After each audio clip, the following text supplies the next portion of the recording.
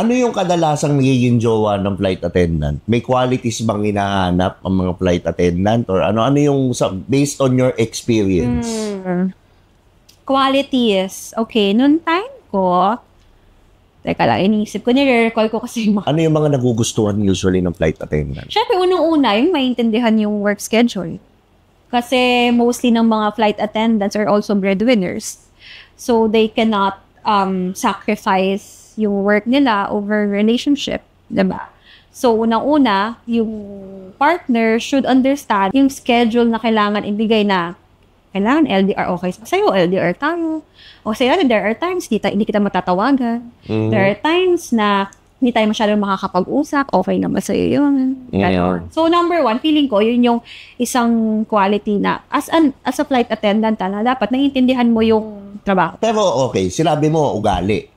Pero ang inaano ko, yung physical. Or yung trabaho, or yung estado ng buhay, or ano.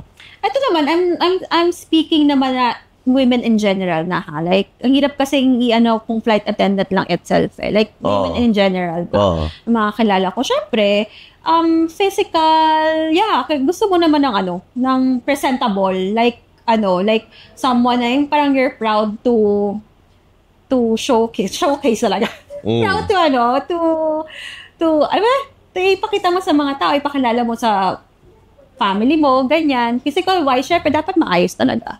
When you say maayos, ano yung maayos? Like, kailangan ba pogi? Paano ba kung sasabihin? Pogi.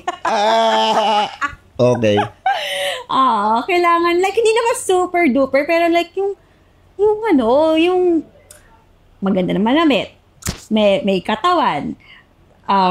Maganda yung ngipin. Ganyan. Hindi mabaho.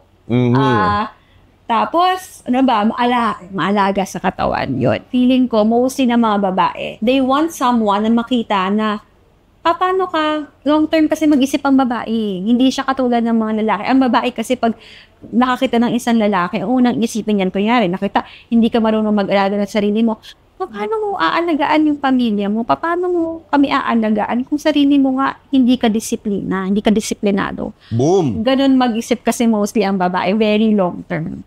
Okay. So, in that sense namin tinitignan yun sa physical, not because parang, ay, ang pogi mo. Gusto kita. Although may mga ganun, Pero like maraming babae, they want someone, pag nakita nila ay maayos sa sarili niya, it says a lot kung paano mo naalagaan sarili mo. Ibig sabihin, disiplinado ka, marunong kang, you know how to take care of yourself. Ibig sabihin, pag magkapamilya ka, kahit ako, kaya mo rin akong alagaan, pamilya natin, kaya mo very long term. Okay. So ngayon, kasi siyempre, Kay, maganda ka. Para sa akin, isa ka sa mga babaeng masasabi natin sa panahon ngayon, pricing. Kasi bihira karaniwan ng babae ngayon, unfortunately, hindi naman ako nabibili.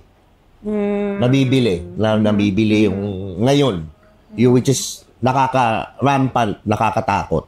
Nakakatakot ngayon. Paano ba, anong mga advice mo sa mga lalaki na mga single ngayon, hindi nakakakuha ng maganda, sabihin na natin, bastedin or whatever. Ano yung mga kailangan nilang gawin? Ano yung mga kailangan nilang i-improve para naman makatulong dun sa mga nanonood sa atin? Yeah. Ganda ng tanong mo. Di ba? Ang ganda na tanong mo. Para sa akin, step by step mo yan para ano? You establish muna yourself para sa akin. Kasi ang babae, darating yan pagka dumating ka na sa point na na-establish mo na yung sarili mo, madali ka na makaget ng quality na babae Kasi it's easy naman din talaga to date a girl. But the question is, anong klase yung babae na date mo? Is she a quality kind or hindi? So, syempre, bilang lalaki, gusto mo naman someone na quality. So, kung gusto mo na someone na quality, you have to represent also na ako, ganito ako. So, you attract, yun ba lagi sinasabi, you attract who you are. Yes. So, ayusin mo muna yung sarili mo, you establish yourself. Galingan mo sa career mo, lagaan mo yung sarili mo, mag-workout ka. Alam mo yun, i-heighten mo yung emotional intelligence mo. Practice mo maging discipline, number 1 yan. Napaka-importante sa babae yan. Grabe yung turn on sa babae pag nakita na yung lalaki na parang may disiplina. grabe, parang, wow, gustong-gusto ng mga babaeng ganun. It's parang long-term yan, parang husband material, ganun ang tingin na. So, para sa akin, you establish yourself first. Huwag mo muna isipin yung babae, kasi darating yung point Ang lalaki naman is ganito Habang tumatanda kayo, mas nagkaka-value kayo Totoo yan Totoo yan. It's not like, hindi iba siya sa babae. Ang babae kasi is, pag pinanganak ang babae, may value na itself Bilang babae, nandun na yung value You just have to preserve it. You just have to preserve being a valuable woman. Yun na yung value mo. Pero ang lalaki, para kayong warriors. Alam mo yun? Warrior in a sense na you have to go through pain. Alam mo yun? Discipline, pain, and everything para ma-master nyo yung sarili nyo. Tapos, in-earn nyo yung pagka-lalaki nyo. Yung pagiging man nyo. Pag dumating kayo sa point na yun, promise ko talaga sa'yo, kahit anong bracket ng age, magkakagusto sa'yo. Hindi mo kailangan hindi mo na kailangan isipin na, ay, maganda ba, or ganito, basta nakikita, establish ka. And kaya nga, di ba, ang daming mga kwento sa survey, sabi, bakit daw ang cheating sa marriage nangyayari mostly pagpatak daw na 40 years old ng lalaki? Magandang Hindi ko alam yun kasi alam mo ko, hindi talaga ako cheater. Nice. Diretso. Good for you. Pero yun ang sinabi. Says, according sa survey lang naman to. Pero kasi, that is because na-establish na in some way, na-establish na lalaki yung sarili niya na kung hindi na-aral na lalaki yung discipline ba niya sa sarili niya, madaling bumigay sa temptations and lapitin na even kahit ng mga bata. Ang batang babae, pag mapansin mo, kahit bata, mas gusto nila mas mature na lalaki. Diba? So, sabi nga nila parang ang babae, hindi naman nila gusto talaga ng mature. Ang gusto nila parang daddy energy. Yung parang yung guy na kayang bigyan ka ng security and stability. Yung kaya kang, yun nga, intindihin emotionally, gano'n. Ang lalaki kasi along the way, while ang man is undergoing pain, yun yung na-develop sa inyo So, mas lalo kayong nagiging attractive. Sa lalaki nga daw, ang lalaki, hindi siya nagmamature by age. Nagmamature siya sa lahat ng nai-endure niyang pain sa buhay. Doon siya lumalaki. Doon siya nagmamature. Kumbaga parang diamond, kinaprush muna. Bago naging diamond yan, nilalagay muna into extreme pressure bago nagiging Exactly. Yun. Ganun ang Yun. So, para sa akin yun, establish yourself first. Master yourself. Nyo, yung emotional intelligence nyo, i-heighten nyo. Discipline, number 1 talaga. Kasi yan ang napapansin din. Pag minsan mag-usap kami ng husband ko, may husband na ako. Pag mag-usap kami ng husband ko. Sorry! Yan, sinasabi ng husband ko na mostly yan na nanotice niya sa lalaking ngayon is kulang talaga sa disiplina. Kaya it's so hard. Ang lalaki, maniwala kayo, boys, mga viewers nyo, at si Tio Bri, talagang ang babae is double-edged sword sa inyo. It's either kaya niya kayong i-damage or kaya niya kayong tulungan. Boom! Boom! Okay. Siyempre, pipiliin nyo yung someone na kaya kayong tulungan sa buhay. And to be with that kind of girl, it takes effort also. Na kailangan ikaw, gawin mong, i-aim mo na maging good man ka. Iba pa yung hindi yung nice man, maging good man. Great man, high value man. High value man not sa financial, like yung more on yung pagiging self-aware. Part ng financial dun Pero ibig ko sabihin, hindi lang financial siya. Yung financial. Tsaka yung gusto mo nga maka-attract ng kailangan ganun ka muna. Exactly. Kasi you attract what you are, you don't attract what you want. Yun talaga siya. Yun yung niya. Ako, firm believer din ako dyan. Alam naman nila yan. Yeah. So, okay. Discipline tayo. Sabi mo, number 1, discipline. Ano ba ang disiplinadong lalaki? Kayang i-control yung self niya. Like? Example, sa temptations. Hindi ka easily, may makita ka lang naka-skirt, naka-mini-skirt na babae lumapit sa'yo. Ikaw naman, para kang aso na, diba? Paano ba lang yan? Diba? Sunod-sunod ka. Di ganon, diba? Parang you know how to be stoic. When I say stoic, kayang-kaya mong i-handle yung emotions mo. Hindi ka mabilis bumigay sa kung ano yung tawag ng laman mo. Diba? Hindi ka mabilis bumigay. Kaya mo siya i-control. And not only sa temptation, pero when you say discipline, kaya mong maging committed sa sarili mo. When you say something na gagawin ko to, as simple as kunyari, gising ako ng maaga, gagawin mo yun. You have to wake up at 5 a.m. Mag-workout ako. You have to do what you say. You have The to routine. Be committed. Okay. Ako guilty ako dyan. Medyo pero inaayos ko yun. It's not easy. Yes. Mahirap siya. Pero sobrang rewarding niya sa huli. Pero hindi siya madali kasi dealing with, syempre, ang tao naman, sabi nga nila, ang lalaki daw talaga are naturally, they're born lazy. By nature, lazy daw talaga ang lalaki. Kaya nga kailangan bigyan mo sila ng pain, tanggalan mo sila ng something. Kasi ang lalaki, natural hunters. So, when the event calls na kailangan nilang mag-step in, doon sila magsisurvive. Yung mamamatay na sila. Ganun. Kailangan nila mag-survive. Ganun design ng isang lalaki na I have to survive. So, hindi mo kailangan bigyan siya ng marangyang buhay, magandang buhay. Kailangan mo talagang bigyan ng pain yung sarili mo. So, kahit as simple as yung cold showers, that is a practice ng self-discipline. Yung maniligo ka ng cold, super cold yung yung shower mo. Ako gustong-gusto ko yun, pati yung mga ice bath. Yun, ice bath, exactly. Waking up early, fasting, yan yung mga anything na medyo mahirap sa umpisa. Yan, it practice discipline. Emotional intelligence. Sabi mo emotional intelligence. Paano magagawa ng mga lalaking, ano ba yung una? I-define natin, ano yung emotional intelligent na lalaki? Emotional intelligent na lalaki, ibig sabihin, you know how to tune in sa emotions mo rin muna unang-una. So, di ba ang lalaki kasi is mas logical talaga kayo? Yeah. Mostly ng mga lalaki is mas logical. Saka paano susolusyonan? Yeah. Yun. Problem solver talaga kayo. That's the reason why sa isang relationship or marriage, laging merong away ang babae at lalaki. It's because sa magkaibang perception point of view ng gagaling. Ang lalaki is, kung mas logical, ganito, di ba, lagi yung right, pagka sa relationship, sabi nila, babae, hindi mo naman ako maintindihan Ganito yan, si lalaki, hindi rin kita maintindihan. The reason why, kasi ang lalaki, they always use their logical mind to understand yung babae. Ang babae, ang gusto niya, intindihin mo kung nanggaling sa puso mo. So, when you say emotional intelligence, kaya mong mag-tune in sa intuition mo ba? Na hindi mo sobrang ini-strategize na laging sa isip ka nang gagaling. Kaya mo rin mag-tune in sa heart. Yun. So, para sa akin, sobrang importante din sa lalaki yun, especially kung nasa isang relationship ka or marriage, for you to be able to sustain a loving and healthy relationship with your partner. Kailangan, importante sa lalaki na bukas yung puso to understand. Yung emotional, emotional intelligence, kasama ba dyan yung mabilis uminit yung ulo sa traffic, bumababa ng kotse, nagmumura, nag-road rage. Kasama ba yun sa emotional intelligence? Hindi, ano yun?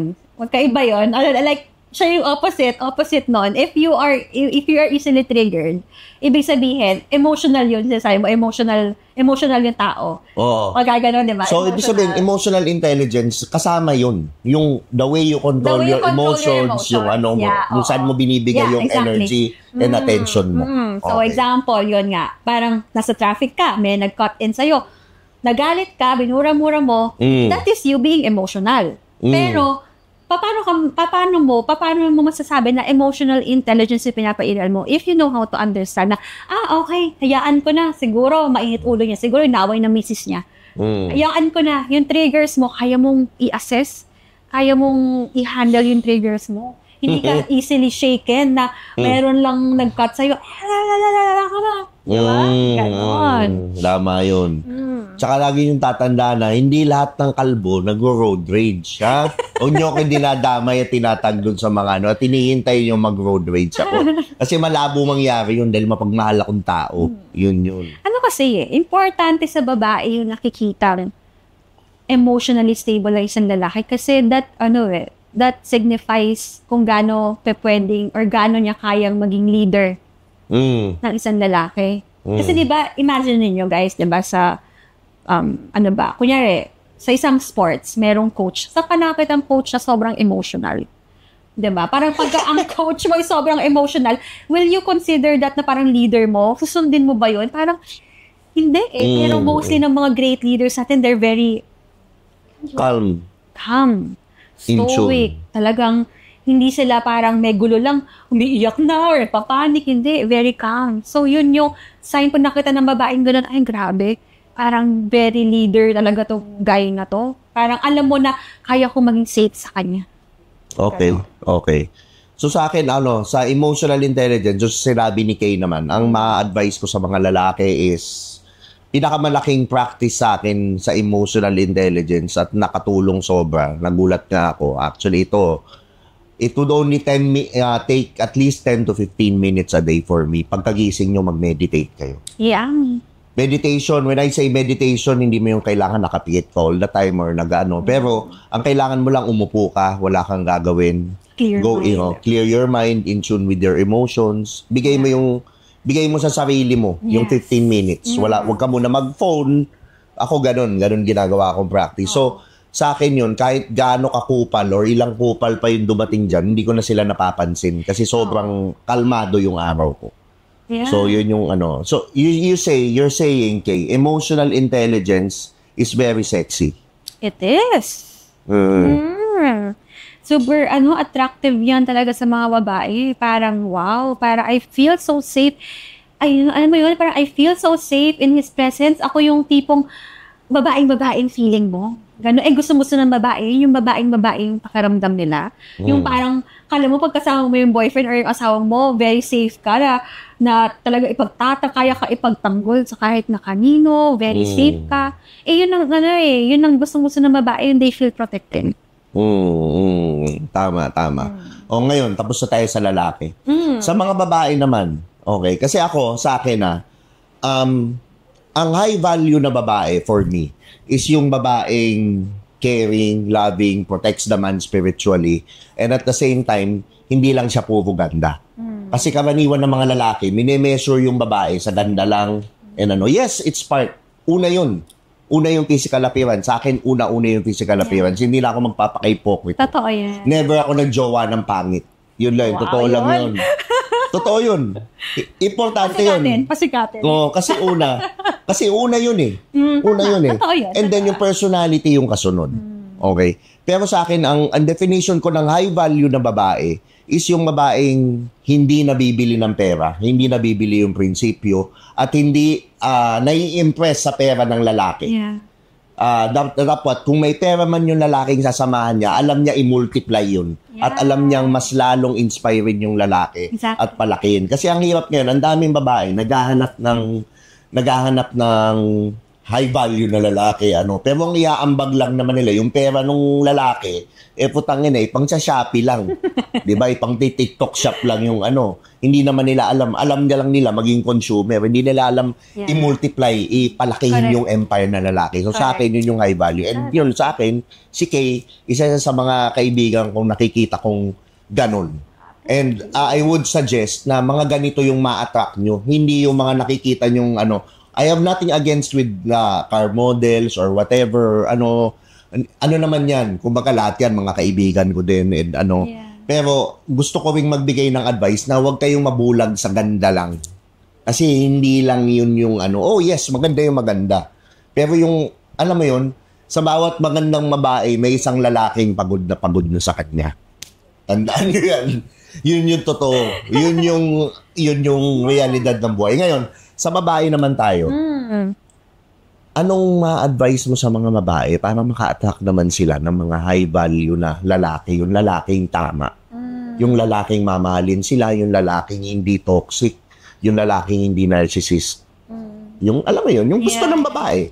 Oo. I guess it's also the same. You attract who you are. So before you attract someone na merong good qualities, you have to make sure na do I also embody yung good qualities na yun? Diba? Don't be afraid na ang dami kasing babae hirap na hirap to get a high value man.